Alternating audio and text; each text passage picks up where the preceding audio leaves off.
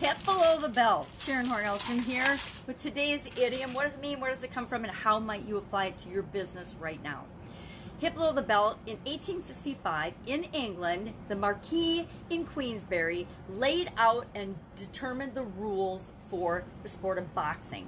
And one of the first rules and one of the main rules that was established was it was illegal or against the rules to hip below the belt during a boxing match or boxing tournament. It was unsportsmanlike, unfair.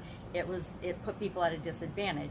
And that rule still sticks true in boxing today. But the meaning of the idiom hip below the belt was expanded to mean any unfair context, any unfair competition would be one example of it, but any behavior that was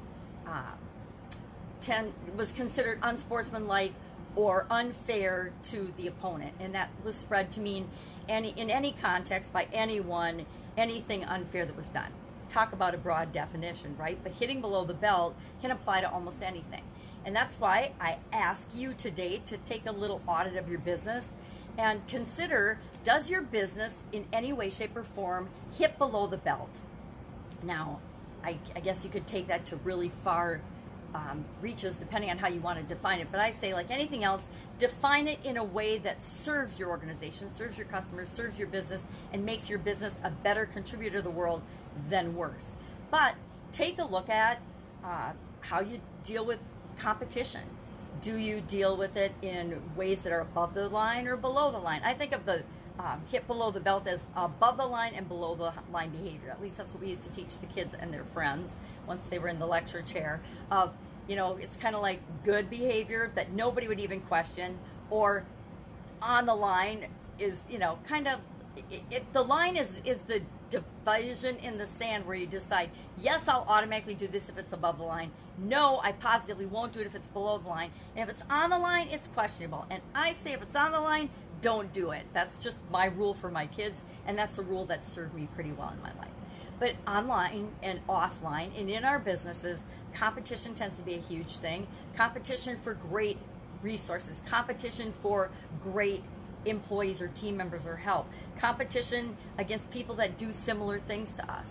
And we can compete against people in ways that build us up and make us better, or we can compete with other people in other situations in ways that tear us down and make us worse.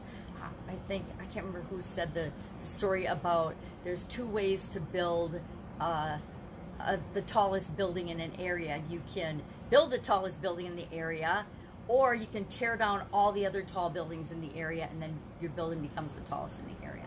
I always opt for the build my own tall building versus tear other people down or tear down other buildings. And I definitely meet X that story, but I think that you understand my point of that analogy of the buildings. So discrimination, blaming, victimhood, creating victims in any way, shape, or form. So there's so many ways that we can actually have those things and find that those things are sneaking into our business, in our individual lives, but in our organizations as well. Because it isn't just one person generally in our organizations, it's a group of people, and whenever we come together, everything we do gets magnified. So do a quick audit of your business. How do we treat competition? How do we automatically respond to competition? How do we treat all of our employees? Because I guarantee, or all the people that we work with, all of our partners, are we treating them all the same or equally? It's really hard to not have a favorite customer, right? But do we treat that favorite customer different than we treat our other customers? Do we treat our favorite employees or our favorite teammates or our favorite business partners different than we treat anybody else? And only you can decide if that's unfair or not. My dad, great man, passed away about 5 years ago now.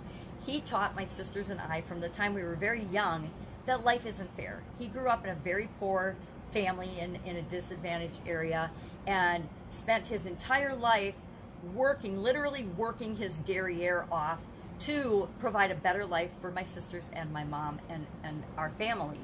And one of the lessons he learned as a child was that absolutely everything he got, he was going to have to work like crazy for.